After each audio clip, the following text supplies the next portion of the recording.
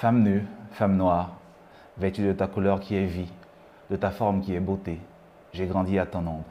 Ce sont les mots de Léopold Sédar Senghor, poète et homme politique sénégalais, africain, qui parle de la femme. D'ailleurs, la femme, ce thème qui fascine tellement d'écrivains, du Moyen-Âge jusqu'à aujourd'hui, tellement d'écrivains ont parlé de la femme, ont écrit sur la femme, ont été fascinés par la femme, ont perdu la tête. On pense par exemple à Baudelaire, grâce ou à cause des femmes. Mais il y a également des femmes qui écrivent sur elles, qui prennent la parole, qui veulent critiquer, qui veulent se libérer, se déterminer, dire leur souffrance. C'est le cas de Patricia Aura, que nous recevons aujourd'hui avec son roman La Baronne. Patricia Aura, bienvenue sur le plateau de Danteling. La Baronne, premier roman ou deuxième roman? Deuxième roman. Deuxième roman. Oui. Mais pourquoi décider de pratiquer le roman? Ben, en fait, c'est un genre qui me convient parfaitement par rapport au message que je veux passer. Parce qu'en fait, il faut dire que dans l'âme, je suis un peu poétesse. Et de sorte que je me suis fait connaître sur les réseaux sociaux à travers la poésie. À telle enseigne que la plupart des personnes qui me suivaient à l'époque, quand j'avais annoncé la sortie d'un ouvrage, ils avaient tout de suite pensé à un recueil de poésie. Et c'était vraiment la grande surprise de découvrir qu'il s'agissait d'un roman. Mais j'ai fait ce choix parce que j'estimais que le message que je voulais faire passer pouvait passer plus facilement par le canal du roman. Parce que la poésie, quoi qu'on dise, reste un art quelque peu élitiste qui n'est pas accessible à tout le monde. De sorte que quand on envisage un message grand public, pour ma part, il faut choisir comme forme d'expression le roman. En fait, le roman est aujourd'hui le genre le plus pratiqué, le plus lu. C'est le plus accessible. Exactement, c'est le genre qui correspond peut-être le mieux à l'époque, l'époque de fiction où on a envie de comprendre le personnage, d'avoir accès à sa psychologie. Parlant de personnage, le premier roman que vous publiez, Christelle ou le destin d'une esclave sexuelle. Deuxième roman, La Baronne.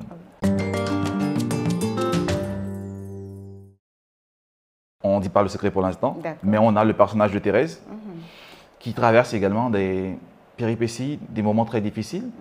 Pourquoi est-ce que la façon dont vous pensez le roman doit nécessairement passer par la souffrance de la femme? Pourquoi vous mettez toujours en scène la souffrance de la femme?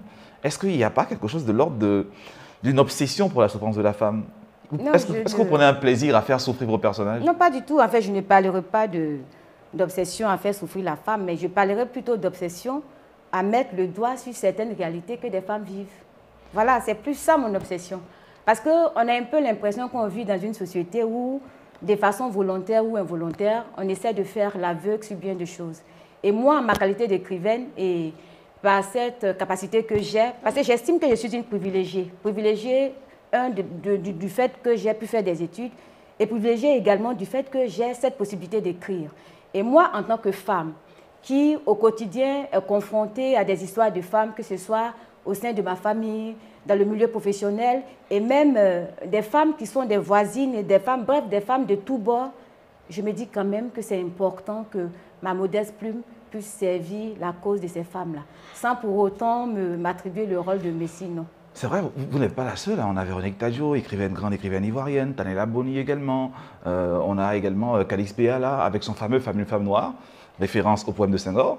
Et pour revenir à Senghor, est-ce que vous pensez que déjà, ce poème de Senghor, il fait honneur à la femme? Parce que lui met l'accent beaucoup plus sur la beauté, sur la volupté du corps féminin, de la maternité. Non, en fait, et puis, de plus en plus d'écrivaines ne mettent que l'accent sur les difficultés de la femme. Est-ce qu'il n'est pas possible d'écrire un roman sur quelque chose de plus heureux, de beaucoup moins pessimiste et sombre? Non, ce n'est pas forcément... Moi, je n'entrevois pas les choses sous l'angle du pessimisme. Présenter des situations, bien au contraire, c'est parce qu'on est optimiste qu'on présente une situation. Quand on estime qu'une situation est désespérée, on n'en fait plus cas. Mais quand on se dit que l'espoir est encore possible, on essaie de parler. On parlera jusqu'à ce qu'il y ait quand même une prise de conscience collective sur certains aspects sur lesquels on veut mettre l'accent. Mais pour revenir à ce que vous avez dit concernant Senghor, pour dire qu'il y a une certaine époque où la littérature mettait plus l'accent sur les rondeurs de la femme et tout ça, je vous rejoins. Il y a une époque où c'était « Sois belle et tais-toi ». Et nous, les femmes de la nouvelle génération d'écrivaines et tout ça, nous estimons que la femme a autre chose à présenter que son physique. Je suis d'accord avec vous. Le physique de la femme, il est évident, est attrayant. Vous arrivez dans un milieu, une femme qui a des belles rondeurs arrivera et un homme quelle que soit sa beauté, cette femme qui a des belles rondeurs attirera plus de regards que cet homme. Donc, c'est pour dire que la femme, même déjà, de par sa constitution physique, elle est visible. Et moi, en tant qu'écrivaine, je ne vais pas encore mettre l'accent sur ce fait-là qui est constatable et qui est visible par tous. Il faudrait, à mon niveau, mettre l'accent sur ce qui est caché ou alors ce que les gens feignent de ne pas voir. C'est la raison pour laquelle j'ai choisi de mettre ma plume au service des combats de la femme. Mais nullement, ce n'est du pessimisme. Non, là, mettre sa plume au service du combat de la femme, mettre sa plume au service de la libération de la femme, de sa détermination personnelle, mais également qui passe par la douleur. Oui, mais en fait, au travers de la baronne, c'est vrai que je ne vais pas vous faire un résumé, mais c'est des portraits de femmes. C'est un synopsis qui présente plusieurs femmes dans plusieurs cadres. Et je le fais pour permettre à chaque lecteur, à chaque personne qui va lire ce livre-là, de pouvoir se faire une idée. Et la preuve, j'ai volontairement manqué de mettre l'accent sur l'aspect physique de certaines de mes héroïnes. Tout simplement parce que je voudrais que vous, M. Agnessan, qui me lisiez, puissiez voir en la baronne votre voisine. Ceux-là qui me lisent puissent voir en Chantal, en Thérèse ou en n'importe quel autre personnage, une des femmes de l'entourage. C'est volontairement qu'il y a certaines femmes qui sont présentées sans constitution physique, comme si elles n'avaient pas de constitution physique. Comme si elles n'avaient pas de corps. Voilà, comme si elles n'avaient pas de corps. On en reparlera, on parlera de ces femmes ou de certaines de ces femmes. Mais avant de parler de ces femmes, il y a une phrase qui est plutôt marquante. Vous me direz si c'est Thérèse qui parle ou c'est Patricia Aura qui parle. Page 100, sur le chemin d'une femme, il y a des hommes et des illusions. Est-ce vous qui parlez ou est-ce Thérèse qui parle? Non, mais je veux dire qu'à ce niveau-là, la frontière est vraiment difficile à établir entre ce que le personnage dit et ce que l'auteur dit. Parce que quoi qu'on dise, on a forcément un peu de soi dans ce qu'on produit. Et donc, c'est peut-être des appréhensions ou alors des convictions qu'on prête à des personnages. Mais c'est également des convictions des personnes de notre entourage. Pas forcément moi ou moi, Patricia. Mais je vous le dis, nous écrivons parce que nous vivons dans une société. Et au sein de cette société, il y a des femmes que nous côtoyons au quotidien. Et donc, cette phrase peut être la résultante du vécu de Patricia Aura, comme d'une de ses amies, comme d'une de ses collègues. Bref, n'importe quelle femme peut se retrouver dans cette vie qui provient de Thérèse. On pourrait dire que, finalement, sur le chemin des femmes, il n'y a que des hommes qui leur causeront du tort. Non, pas forcément. Vous savez, en fait, quand il y a des phrases qu'on donne, mais vous savez avec moi, M. Agnessan, qu'il n'y a pas de vérité absolue. Toute vérité supporte la preuve contraire. Moi, je l'ai dit dans l'ouvrage, mais je n'empêche pas le lecteur de dire que non, je suis désolée. Sur le chemin d'une femme, il n'y a pas... Et il faut se placer. Oui. Et ce qui est important, ce que je voudrais que vous reteniez, que les lecteurs également retiennent, c'est qu'il faut rester dans le contexte dans lequel la phrase a été dite. Une femme qui vit des illusions, vous ne pouvez pas dire une femme qui part d'illusion en désillusion du côté de sa vie sentimentale, mais écoutez, vous n'attendrez pas de cette femme qu'elle vienne faire des éloges des hommes. Voilà, donc il faut toujours se placer dans le contexte dans lequel l'auteur, si vous voulez, parce que quoi qu'on dise, on dira que ce n'est pas le personnage, parce qu'effectivement, c'est l'auteur qui s'exprime, mais en se mettant dans la peau de plusieurs personnes. C'est ce qui fait qu'on écrit un livre, on peut avoir 10 personnages, mais je dirais que le génie de l'écrivain, c'est de pouvoir parvenir à entrer dans la peau de chacun de ces personnages-là. De sorte que vous puissiez incarner, excusez-moi du terme, une péripatéticienne, vous puissiez incarner une femme vertueuse, vous puissiez incarner une névrosée, vous puissiez incarner une colérique. Bref, tous les rôles des femmes, en tant qu'écrivain, vous devrez pouvoir les porter. Au final, mais qu'est-ce qui fait courir Thérèse? Que cherche Thérèse? Que veut Thérèse? Thérèse recherche son identité. C'est une jeune femme qui, jusque-là, avait seulement conscience du fait qu'elle ne voulait pas de cette vie à la campagne. Elle voulait d'une autre vie, mais cette vie-là, elle ne parvenait pas encore véritablement à y mettre. Mais il y a aussi qu'elle méprisait quasiment sa vie au village aussi. Mais justement, parce qu'elle estimait que ce n'était pas elle. Elle estimait que ce n'était pas elle, ce n'était pas fait pour elle, elle ne s'y sentait pas du tout bien. Donc, est-ce qu'on pourrait dire qu'au final, les échecs de Thérèse, les déconvenues de Thérèse seraient une sorte de malédiction pour avoir quitté le cocon? Non, pas une sorte de malédiction, mais je dirais que c'est la naïveté de Thérèse, parce que Thérèse est partie de la campagne avec pour seul rêve d'être une femme de la ville. Une femme moderne, elle dit. Une femme moderne, sans même savoir ce qu'elle pouvait mettre dans ce vaste contenu de femme moderne. Et c'est ça l'erreur de Thérèse. Beaucoup d'engagement, beaucoup de passion sur la question du féminisme, sur la question des différentes difficultés que rencontrent les femmes dans nos systèmes patriarcaux. Il faut le reconnaître, ils le sont. On pourra en reparler, mais je ne serai pas le seul à poser cette question. Heureusement, ce n'est pas un homme qui vient, c'est une femme qui a des questions de femme et de lectrice à vous poser. L'instant lecteur. Chers lecteurs, si jamais il vous prend l'envie de venir sur ce plateau pour poser des questions à l'écrivain invité ou à un écrivain quelconque, n'hésitez pas à venir et à poser vos questions. D'ailleurs, il y a quelqu'un qui est là avec nous aujourd'hui, Aristide Kanga. Bonjour et bienvenue sur le plateau d'Entre les lignes. Bonjour monsieur, merci beaucoup. J'imagine que vous êtes une grande lectrice de romans, de poésie, de théâtre, une vingtaine de romans lus par semaine ou par mois. Oui, une très grande fanatique de lecture, surtout de romans. Peut-être pas chaque semaine, mais disons un livre chaque 2 mois. Donc vous préférez le roman à la poésie? Effectivement. Pourquoi? Il y a beaucoup plus d'émotions, il y a beaucoup plus de vie. On a l'impression que c'est une vie qui est racontée, c'est plus vivant. J'imagine que les poètes ivoiriens ne seront pas contents d'entendre cela. Mais on va vous croire, c'est votre droit de lectrice, c'est votre droit, pas pour l'arracher. Vous avez également lu La Baronne de Patricia Aura. Tout à fait. Vous m'avez dit. Et qu'est-ce que vous en avez pensé? J'ai adoré ce livre. J'ai vraiment bu du petit lait.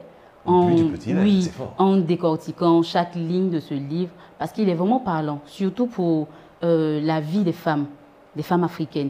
Je me ressentais dedans, je ressentais ma mère, je ressentais mes mères, je ressentais les femmes de l'ancien temps. Parce que ce livre-là est beaucoup parlant. Voilà, donc c'était vraiment très intéressant. Ce livre parle d'amour, ce livre parle d'infidélité, ce livre parle de tromperie. Donc c'était vraiment très intéressant pour moi de pouvoir parcourir ce livre au travers de toutes ces différentes thématiques qui étaient abordées. Eh bien ça tombe bien, Patricia Aura est là et vous avez 2 questions pour elle. À vous l'antenne.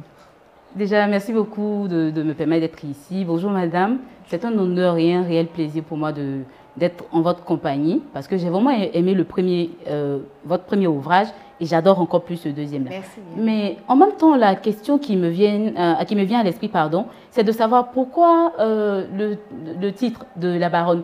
C'est vrai qu'à l'intérieur du roman, on a l'acteur principal qui est la Baronne, mais pourquoi choisir celui-là et pas un autre? D'accord. Patricia Aura a raison, vous aurez pu dire la vie de Thérèse, les tribulations de Thérèse, Thérèse malheureuse. Pourquoi la Baronne, comme elle le dit? La Baronne parce que j'ai estimé que c'était plus expressif au regard du parcours de la Baronne. Parce qu'en fait, il y a un peu l'amalgame qu'on fait souvent. La Baronne, ce n'était pas à l'origine le personnage principal du livre.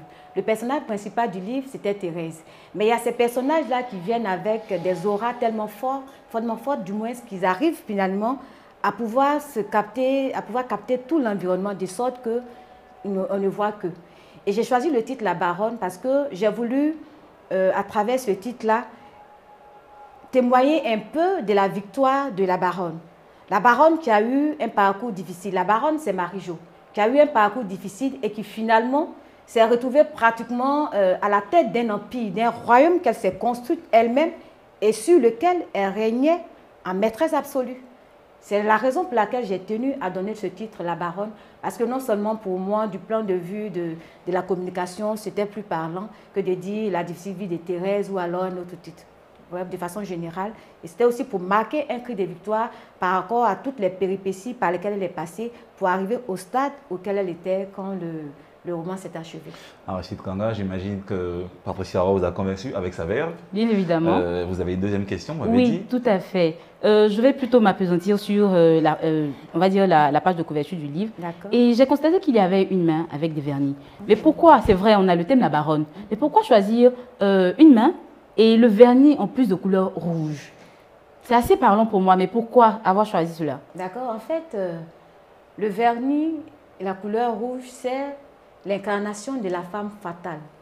La femme qui s'assume, la femme qui connaît son identité, qui a déjà passé l'étape de la quête identitaire. La femme qui a déjà payé sa dette au regard de la société. La femme qui vit sans tenir compte du regard d'autrui, qui vit en restant focus sur ses rêves, sur ses objectifs, bref, ce qui lui fait plaisir à elle. C'est ce qui justifie le fait que j'ai voulu marquer déjà la première de couverture par cette main marquée de rouge pour dire « je suis là, je suis la Baronne, j'existe, vous êtes bien obligés de composer avec moi ». Voilà. Très bien, merci Patricia, merci Aristide, satisfaite? Oui, contente très satisfaite d'avoir pu poser votre question à une autrice dont vous avez aimé les deux livres. Effectivement. Très bien, on vous remercie et on espère vous revoir très bientôt sur le plateau d'Entretien avec quelqu'un d'autre, peut-être un homme cette fois-ci. Ça me ferait vraiment plaisir. Merci beaucoup. Merci, à très bientôt. Merci bien, Aristide. Cela fait toujours plaisir de savoir que de nombreux lecteurs, de nombreuses lectrices s'intéressent aux livres ivoiriens, à la littérature ivoirienne. Patricia Aura, vous avez eu l'occasion de parler avec Aristide Kanga qui a lu vos deux livres. Très bel échange. Oui, ça m'a fait plaisir qui nous a parlé de La Baronne, de cette très belle première de couverture. Alors je rappelle, tout le monde, courez dans toutes les librairies, achetez, lisez La Baronne et peut-être bien qu'on aura l'occasion d'en reparler.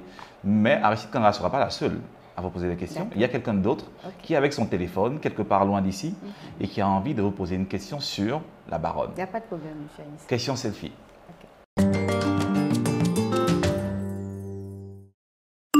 Bonjour Patricia Aura, je suis Jonathan Connier, je lis votre œuvre avec beaucoup d'enthousiasme.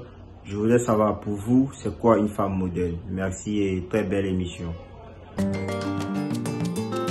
Je remercie cet internaute anonyme pour cette question qui ne manque pas d'intérêt.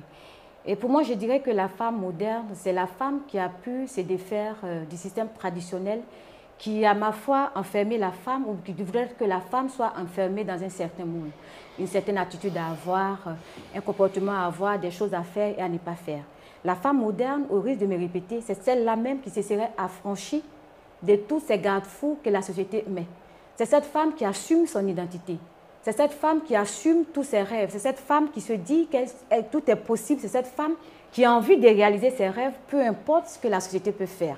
Elle n'a pas peur d'être ostracisée, elle n'a pas peur d'être rejetée pour ses convictions, elle n'a pas peur de devoir affronter le regard patriarcal qui, ma foi, voudrait bien que la femme reste à un certain niveau.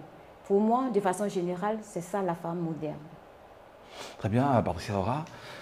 Femme moderne, est-ce qu'on pourrait dire que la Baronne est une femme moderne? Oui, la Baronne est une femme moderne et elle assume, elle ne s'en cache pas. La Baronne est une femme moderne. Une femme qui a eu un parcours difficile et à un moment donné de sa vie, elle a pris, si vous voulez, il y a eu comme une prise de conscience aiguë ou alors une révolte. Elle s'est dit non, mais ça ne peut pas continuer. J'ai aussi des rêves, j'ai aussi ma part d'identité que je revendique. Et la Baronne a fait fi de tout ce que la société pouvait penser d'elle pour vivre comme elle le souhaitait. Donc, est-ce qu'il n'y a pas, par exemple, dans le passé, ivoirien, africain, des femmes qui n'ont pas l'appellation moderne, mais qui avaient déjà cette attitude-là, mais qui étaient des femmes, disons, traditionnelles? Non, mais justement, c'est pour dire que les choses évoluent. Même si de façon traditionnelle, ces femmes déjà avaient ces attitudes. Je pense par exemple à Ablapoku. Oui, oui, bien sûr. Non, mais en fait, on donne le terme moderne parce qu'on veut un tant soit peu se départir de cette conception un peu traditionnaliste. Sinon, je suis d'accord avec vous que par le passé, des femmes ont vécu de cette façon sans pour autant qu'on leur attribue le terme ou alors l'appellation de femmes modernes. Mais nous sommes dans un contexte où il faudrait pouvoir marquer la rupture avec une certaine chose qui existe ou alors pouvoir dire que c'est possible que les femmes vivent comme ça. Si dans le passé, on n'y a pas mis un nom, maintenant, il faudrait qu'on identifie la chose et il n'y a pas meilleure façon d'identifier une chose qu'en la nommant. Très bien, je crois que vous avez raison. Et les lecteurs et les lectrices vous donneront raison. Il est possible pour les femmes d'être modernes, comme Marie-Jo, mieux qu'elle, peut-être un peu moins qu'elle. Eh j'ai bien envie qu'on rende aujourd'hui hommage à une femme, une grande écrivaine, une autrice de bande dessinée. Alors place maintenant aux grandes plumes.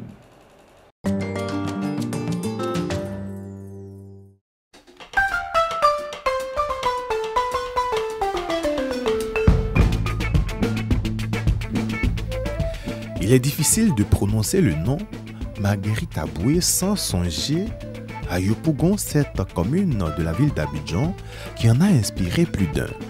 Née en 1971 dans cette commune qui deviendra le lieu où se déroule l'intrigue de son premier livre, Marguerite Aboué y passe les 12 premières années de son enfance avant de s'envoler pour la France. En 2005, elle publie le premier tome de la série de bande dessinée Aya de Yopougon qui sera un succès mondial, traduit dans plus de 25 langues. Scénariste de bande dessinée et de cinéma d'animation, Marguerite Aboué a reçu de nombreuses distinctions littéraires, le prix du meilleur premier album de bande dessinée du festival d'Angoulême en 2006, le prix de la bande dessinée du Pointe en 2007 une nomination au César pour le meilleur film d'animation en 2014. Chevalier de l'Ordre des Arts et des Lettres de la République française, Marguerite Aboué est une activiste littéraire qui, avec l'Association des livres pour tous, construit des bibliothèques pour les plus jeunes en Côte d'Ivoire et en Afrique. Sa dernière série de bandes dessinées s'intitule Commissaire Kwame et comprend déjà 2 tomes.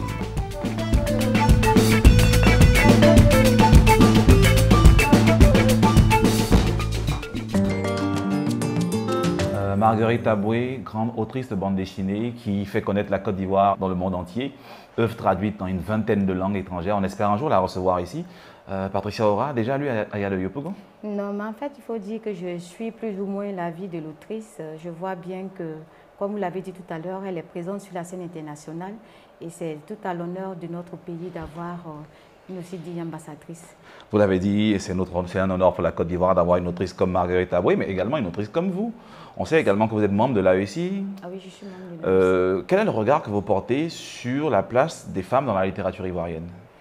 Je dirais que les femmes s'intéressent beaucoup à la littérature ivoirienne. En fait, elles sont présentes au sein de la littérature. Et avec l'ancienne équipe, avant l'arrivée de la nouvelle présidence, il y avait que le président, je peux le nommer, Bien sûr. le président Makariti, avait une politique qui impliquait véritablement les femmes, de sorte que quand il y avait les activités, il souhaitait que ce soit les femmes qui soient les présidentes du comité d'organisation, que ce soit les femmes qui passent à la télé pour les Donc on va dire qu'il y a une vraie politique du genre au sein du champ littéraire ivoirien. Il y a une vraie politique du genre au niveau de l'association des écrivains de Côte d'Ivoire. Et maintenant que c'est une femme qui a la tête, les choses vont encore plus s'améliorer avec la présence des femmes. Et il y a beaucoup d'écrivaines, il y a beaucoup de femmes qui écrivent et qui de plus en plus cherchent à se faire connaître, de plus en plus cherchent à mener des activités sur le plan littéraire afin de faire reconnaître leur art et leur statut d'écrivaine. Très bien, et c'est une bonne chose de lutter pour l'égalité des genres, lutter contre le patriarcat également, comme la baronne. Merci Patricia Aura. Triste, c'est triste, on va devoir se quitter. Peut-être se revoir pour le 3e roman, j'imagine. Oui, je l'espère. Ou peut-être enfin le recueil de poèmes, oui, le recueil ou la pièce de théâtre. Il est en préparation. Ou comme Marguerite Aboué, la bande dessinée, on ne sait jamais. Bon, la bande dessinée, je n'y ai jamais pensé parce que c'est vraiment pas mon genre en fait. Très bien, merci beaucoup d'être venu. Oui, et je vous souhaite bonne chance, on vous attend pour le prochain roman. Merci bien. Chers amis de l'émission Entre les lignes, ça a été un plaisir de partager ce moment avec Patricia Aura et avec vous également. Je vous donne rendez-vous la semaine prochaine déjà, mais encore une fois, comme d'habitude, je ne vous laisse pas seul. Placide Conan pour le slam. À très bientôt. Roméo est mort pour Juliette. Juliette est morte pour Roméo. En fait, c'est parce qu'ils sont bêtes.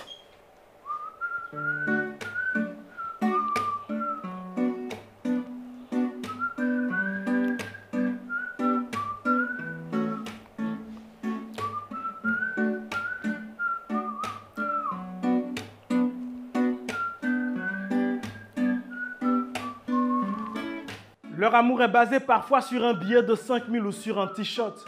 Ils ne savent pas pourquoi ils s'aiment, mais tant qu'ils peuvent se réjouir, ce scotch. Papa peut être contre cet amour, mais ça n'engage que lui. Ce n'est pas avec Jean qu'il m'empêchera de voir lui. Alors ils braveront les interdits, garderont les interlignes, marcheront selon leur cœur, peu importe ce qu'ils subiront comme rancœur. C'est le même vent qui caresse, qui tue, alors ils se battront jusqu'à atteindre leur but. Roméo et Juliette décident de ne plus aller à l'école. Alors ils se verront à l'espace Figaro, au stade BAE. Mourir pour leur idole est devenu pour eux antique, mais c'est si con de mourir pour un homme politique. Roméo est mort pour Juliette. Juliette est morte pour Roméo. En fait, c'est parce qu'ils sont bêtes.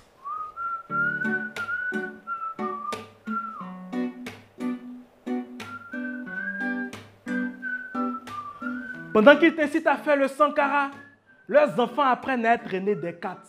Tu n'as aucune valeur à ce jeu. Tu as une pancarte sur laquelle il écrira « Votez-moi », puis il jettera au prochain de moi. Et ta vie si précieuse s'effacera si tu la réduis à un billet de CFA. On meurt pour ses propres rêves, pas pour les idées des autres. Même le Christ s'est sacrifié seul, pas avec ses apôtres. Et on n'arrive plus à savoir qui est militant ou qui est militaire. Avant de chercher à sauver l'Afrique, sauvons les Africains. Nos ancêtres l'ont fait et ils sont morts nègres pour rien. Roméo est mort pour Juliette. Juliette est morte pour Roméo. Quelque part à Abobo. Mais bon, 2025 arrive, que Roméo meure pour lui-même et que Juliette vive si elle veut.